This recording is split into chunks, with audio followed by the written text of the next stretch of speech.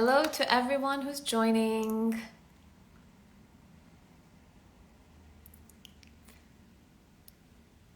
Hi to everyone who's joining. Stay tuned, don't go anywhere. I'm waiting for my guest to join. I think she's joined, so let me request her. Perfect. Here we go. So don't go anywhere, guys. My guest is joining us, Masha. Hi, Hi. Masha. How are Hi, you? Donna. I'm doing well, thank you. How are you? I'm doing great. Thank you so much for joining me today. I was super excited to meet you, to be honest. It's been a while that I follow your content. So I'm very happy to finally have the chance to meet you. Likewise, thank you so much for reaching out. So nice to meet you finally. And I'm very excited to talk to you today. Thank you so much for having me here. I'm super happy. So you're in Denver, right? Yes, that's correct. Perfect. What, I'm in what about Montreal. yourself? I'm in In Montreal, Montreal. in Canada. Nice. Exactly. Oh, So we'll get started. For those who don't know me, I'm the founder of the Rebel Chronicles, which is a woman empowerment blog where I meet successful women entrepreneurs and executives, share their stories, hopefully to inspire other women to follow their dreams as well. And my guest today is Masha Svereva. I hope I said that correctly. yes, you did. You did a great job. Great. And you're the founder of Stereotype Breakers, which I love the name, by the way. Thank you. You're a speaker, you're a content creator, you're an ex-Googler, a career strategist, you're all of these things, and you're also an advocate for women in the workplace. So today we'll talk about your journey, what Stereotype Breakers is all about, and also your advice for women for their careers in 2023. Sounds good. Good. Excited for this conversation. Me too. So before you founded Stereotype Breakers, I don't know if a lot of people knew that, but actually I was following your page before. It was called Coding Blonde. Yes. So what was Coding Blonde all about? Yeah, so the Coding Blonde started off as me documenting my journey learning how to code. So I have a background in marketing and I was trying to get a job. Okay, a little background. I'm from Eastern Europe and I wanted to stay in Europe. And so I needed a work visa. And for me, learning how to code was a way to market myself, a way to add a skill set that would help me stand out as a candidate for my job search. And, as I started doing that, I decided to document my journey learning how to code. And so, back in the day, there wasn't a huge tech community on social media or Yeah. anything. And naming my blog Coding Blonde was kind of, I don't know, it was a play on words. Yeah. And coming from a country with such strong stereotypes about women and what they can do, what they can't do, especially blonde women, it Yeah. was kind of like a play on words, Yeah. um, so that's how it started. And then I ended up transforming it into a blog where I talk about women in technology and careers in tech, etc. It kind of evolved with me as my Okay. interests changed. And yeah, here we are today as Stereotype Breakers. Stereotype Breakers. So it was Coding Blonde, Mm-hmm. documenting your journey, learning how to code, because as you said, your background was nothing to do with tech, right? Purely Yes. marketing. But you're like, you know what? This is a skill I need. This is a skill that will be super in demand in the market. Decided to learn it, and you documented your journey on Coding Blonde. And then with time, it transformed into Stereotype Breakers. So what is Stereotype Breakers all about? Yeah, so I've always been fascinated about stereotypes. I mean, Yeah. the name Coding Blonde is all about, breaking Yeah. stereotypes or playing on stereotypes. So that has been a passion of mine, breaking stereotypes and showing what we can do from a very, very young age. And so it was kind of an evolution of what my blog was Yeah. about, because my interests have shifted and I wanted to talk about how women can transform the workplace, right? Because the workplace has been stereotypically built around men and their needs and their lifestyles and all of that stuff. And so when we joined, we had to adapt. So how do we transform the workplace to fit our needs? How do we advocate for ourselves? How do we make sure that we're being recognized for our working styles? How do we make sure that we recognize our own value? You know, it's not just the society, it's also in our heads. And so In our heads, yeah.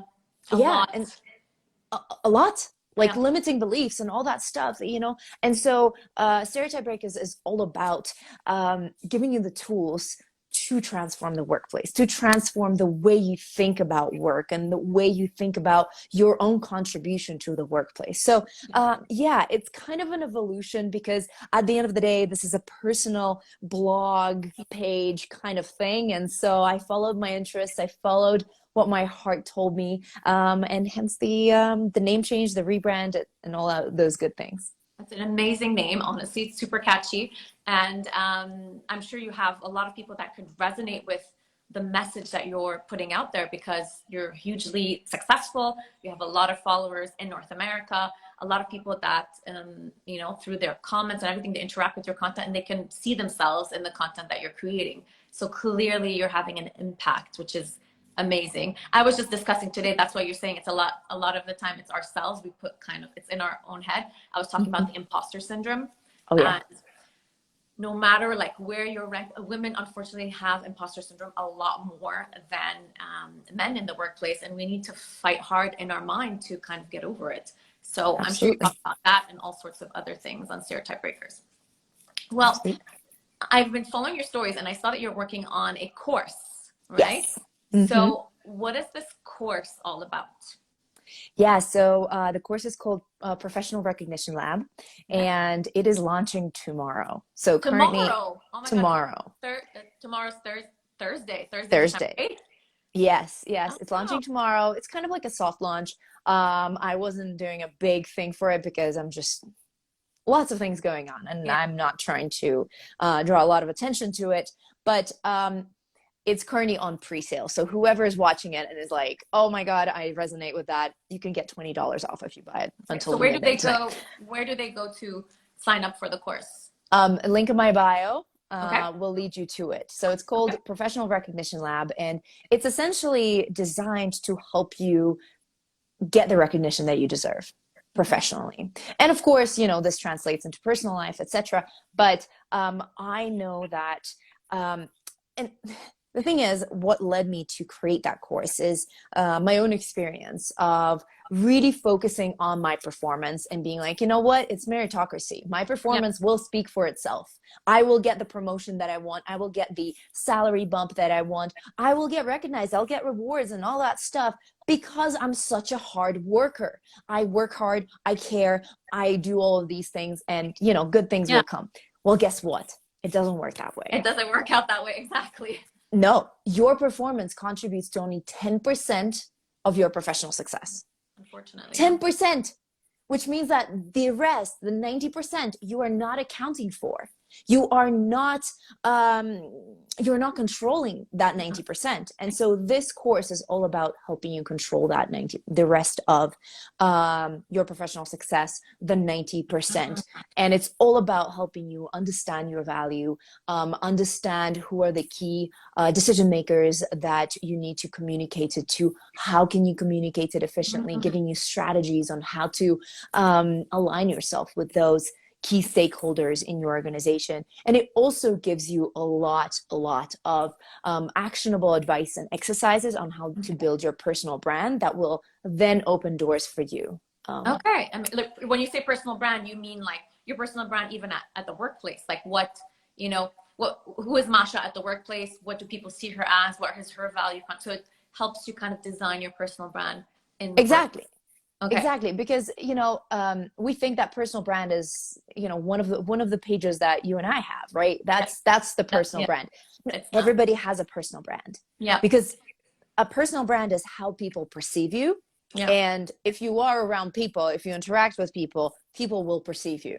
And they perceive you whether you want it or not. So you have a personal brand whether you want it or not. And, you know, you might as well be intentional about it, because that will help your career. Yeah, it'll help your career. So that 10% that we think is you know, matters when we're asking for a raise, a promotion, where, you know, we work so hard. I mean, I've been, you know, I've suffered that throughout my career. And then you see like your colleague who probably does like half what you do getting promoted. It's because of that 90% that matters most. And it's things that, you know, unfortunately we don't realize make the difference at work. So your course, again, what is it called? Professional Recognition Lab. Professional Recognition Lab. So it's like a lab to figure out how to be professionally recognized. I love that. Yeah. People can sign up for that as of tomorrow, Thursday, December 8th. And the link is on your bio. So that's super exciting. That's an awesome idea. And I think a lot of people could definitely benefit from that. Definitely. Thank you. They can pre-buy it right now, or they can buy it full price tomorrow. Oh, okay. So. And the pre-buying is today, and it's $20 off, right? Yes, absolutely. Perfect. So no rush, you know. No rush, guys. Tonight, if you buy the course tonight, you get 20 bucks off, which is amazing. And I think you'll benefit a lot in your career, because what you're talking about, it completely resonates with me, honestly. So very cool. Okay, so talking about career, okay? 2023 is right around the corner. A lot of people have been, you know, either asking for a raise, too scared to ask for a raise, whatever. So they're thinking, you know what, 2023 is going to maybe be the year for my career. What do you think are the most important skills we need coming into 2023? You know, it's uncertain times, talking about recession, all sorts of things. What are the skills we should focus on in our careers? 100%. So I would say networking is the skill number one that we should be focusing at any point, at any time, but especially in times like today. Yeah. When, I mean, I spoke to 2 people today that have experienced layoffs in their companies. And, you know, how do you get a job with in that kind of climate? Through your network, right? Yeah. So networking is, and it's never too late to start to network, right? It's just a skill that you need to build, and it's something that I talk about in my course a lot, because it's just such an important skill, and it's something that I'm doing right now. So I would say networking is skill number one that I would recommend to anyone to focus on. And then I think that it's a combination of being able to, again, understand what you can bring to the table, right? Understanding your value and being able to communicate it effectively to the right people.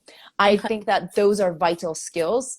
I'm not just promoting my course. I just think that there's a vital skills at this day and age that we need to possess in order to be successful in any industry, any workplace environment. Well, there's obviously a reason why you talk about them in your course, because you believe these are the skills we need to navigate the uncertain workplace that we're coming into, that we're still in. So networking, definitely super important. So for people who are kind of like hate networking, so many people say they hate it. What is like an easy way you think that they could start kind of like dipping their toes into networking? What's something easy? Absolutely. So I would say, first of all, change your mindset around networking. It's a lot of people say a lot of people have negative connotations with that word, myself included. Trust me. As an introvert, especially, You're an introvert? Yeah. And okay. Oh my God. You know, like at the beginning of my career, I remember going to all these conferences and being like, okay, and now network, like hold your breath and now network. And like, you know, in those dusty hotel lobbies or something like that. And it's just like coming up to people being like, hi. Yeah. You know, like awkward. Forced conversation, trying to find a common point. Yeah, no, I know what you mean. Exactly. So I would shift your mindset to connecting.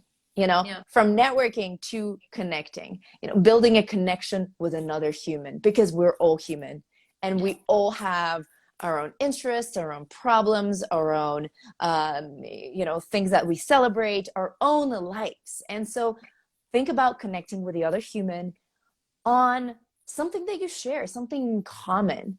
And it's going to transform the way you network. Or the way you connect, because at the end of the day, you're just coming to this place with a different mindset, to this relationship from a different mindset. So, and it's true, we have something in common, obviously, with anyone that we meet, right? There's always a way to find at least one thing in common with anyone we meet, right? Exactly. 100%. One of the exercises in my course actually it involves looking up the person that you want to, figuring out, identifying the person that you want to network with, and then doing research on them, going on their LinkedIn, going on their social media, being a little creepy, but trying to find those things that you have in common with this person, because that is something that you connect on. And then the other thing that you can do is during conversation, watch out for keywords that light up their eyes. Yeah. There will be a topic that you have in common, and if you discuss a multitude of topics, you will notice that energy, that jolt of energy, that you're like, oh, this is a topic that they care about, this is something that's close to them, and we should explore that more. And it doesn't have to be business related, right? It can be completely like, I don't know, talking about golfing or the World Cup or whatever. It can be so many things that can be like spark a common interest with another human being. So absolutely, it could be your love for dogs, or it could be a cause that you believe in and that you support. For example, I have connected with so many women on their passion for empowering women in technology. Right. So that's another example of something that people are passionate about and you can connect with people on. So what I would recommend, as an easy way to start getting, starting to network is, first of all, changing your mindset, and then asking your friends to introduce you to new people. Where the stakes are lower. Like at a gathering at a pub, something like casual. You meet people from similar industry, maybe a different industry, but you're meeting people casually. That's a type of networking, right? Exactly. It's all about connecting. It's all about building relationships. And so, basically trying to learn how to make these connections. And once you feel more comfortable with your relationship building skills, with your connection skills, then go ahead and branch out and find strategic connections with people who are more senior, with people who are the decision makers, who are influencers, who have power, and are able to recommend you along the way. Amazing. I love that. A muscle. Like step by step, baby steps. So 2023 is super important for us all to, learn networking, mainly changing our mindset, right? You said, see it as connecting with people. I sometimes see it as, the potential of making new friends. Yeah. I do end up making new friends sometimes at some networking events or, casual settings. So super important to network in 2023. It's very uncertain times, but the more you can expand your network, the better you'll be to navigate these uncertain times. So absolutely. I love that. Perfect. So talking about tech, you mentioned like you have obviously because you learned to code, and initially you were talking about a lot of women in tech learning to code. What do you think is stopping more women from going into tech? Well, first of all, do you think more and more women are going into tech from your experience? And what do you think would be stopping other women from going into tech? And how can we change that mindset? Absolutely. So I think more and more women are going into tech, which is wonderful. And I think the reason for it is because they're seeing many more role models that look like them, right? Representation matters. And we are seeing more and more women who are in tech roles, and this community, for example, on Instagram has been wonderful because you have been able to see somebody that looks like you, and you're able to say, you know what, she did it, and that gives me the hope, the belief in myself, that exactly that I can do it. Emilia says, couldn't agree more. So clearly someone who it resonates with. So role models are so important. So more and more role models going into tech. So more and more women are thinking about going into tech. So you've noticed that. So what's stopping those other women that are you know what, maybe tech is more of a male oriented, field. What do you think is stopping them? Oh, I think we got a comment. Masha, I think you should release your press release. You're doing such a fine job. Oh, okay. Majid. Thank you. So what do you think is stopping these other women that, are curious about tech or cybersecurity or anything in that field? What do you think is stopping them from going into it? I think there are different forces. One of them is, the field is still male dominated. Yeah. We still have so many stereotypes about who is a an engineer, right? Yeah. Who is a developer. Yeah. We have so many different images of who comes to mind when we say those words, when we think about this profession. So I think, and you know, there are some barriers to entry Yeah. because it is a male-dominated industry, and a lot of women. I mean, there's so many. So much content and so many memes around women who or girls who join a computer science class and they find themselves as the only two girls and they're the Oh, best friends, you know? So it's like you there isn't as much community when you yeah. start. And so it could be tougher. That's one thing. The second thing I think is the subtle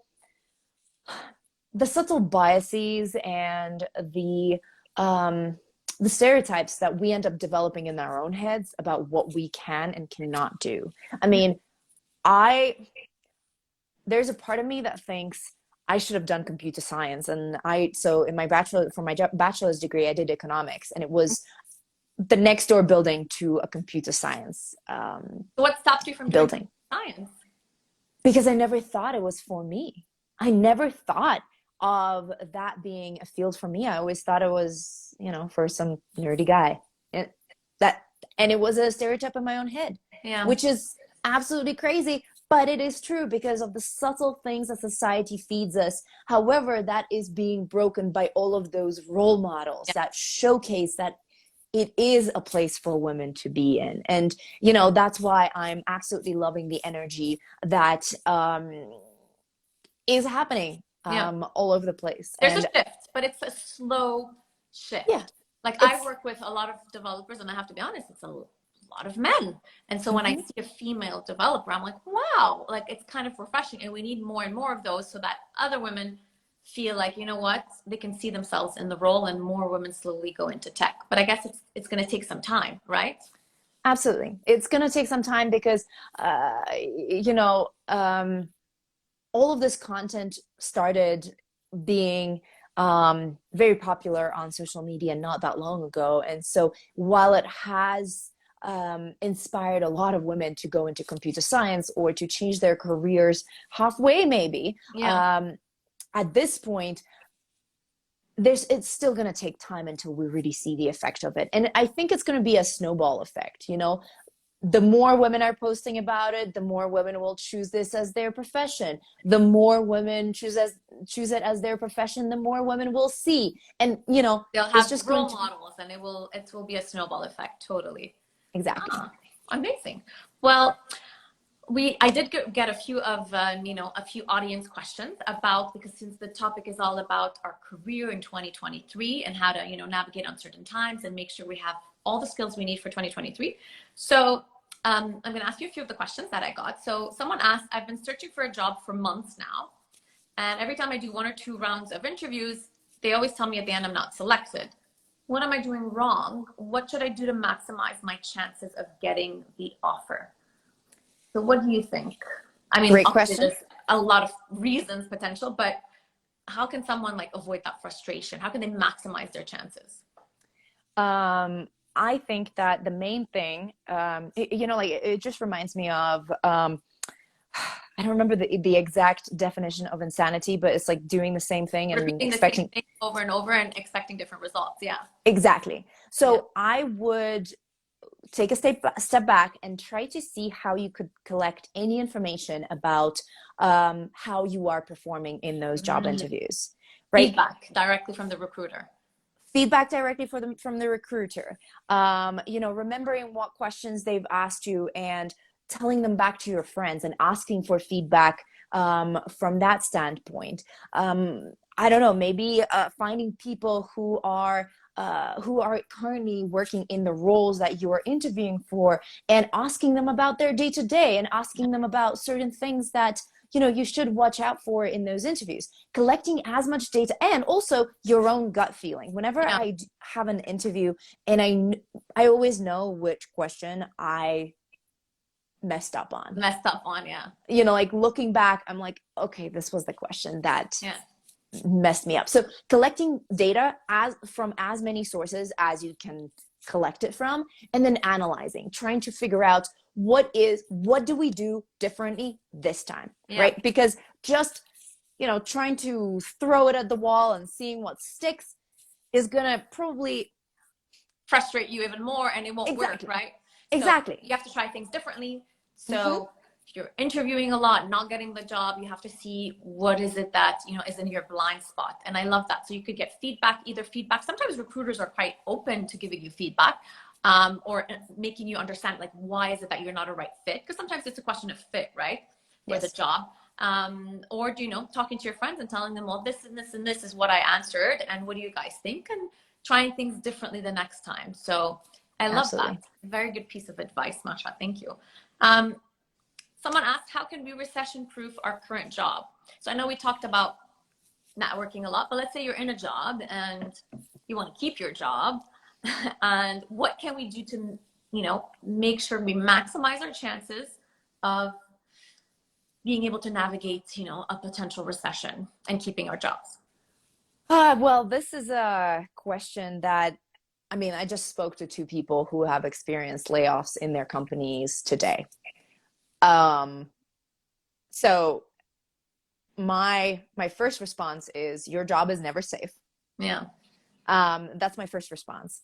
However, what can you do about it is, first of all, networking. We've already discussed it, and I know that I'm just saying the same thing all over again, but it is incredibly important. Networking within your organization and within the industry as well, just as a plan B. Because, I would say, you're not going to recession proof your job. You're going to recession proof yourself.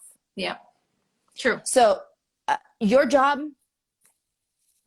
sometimes companies decide that cost cutting needs to happen in these departments, and there's nothing that you could have done before to stop that. The only thing that you can do is, well, let me get to that. But, sometimes it's just luck. Your department is not the one that is a strategic priority for the company right now. And there's nothing you can do about it. However, what you can do is, for your career, you can network. And I would also advise anyone who is watching this right now to update their resume, to go back into what they're working on, and basically distill all of the different projects that they have done, all of the different achievements that they have had in 2022, or, since whenever you've updated your resume last.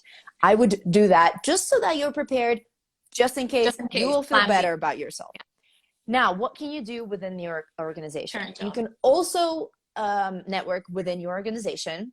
That is very important for building relationships, building alliances, and all that stuff. That's not necessarily going to save your job. However, it's going to be very helpful in getting information about what's coming, and in potentially improving your visibility within the organization. And now, in case of like a potential, like, how sometimes they'll cut certain departments, but other departments, they'll be freeing up positions.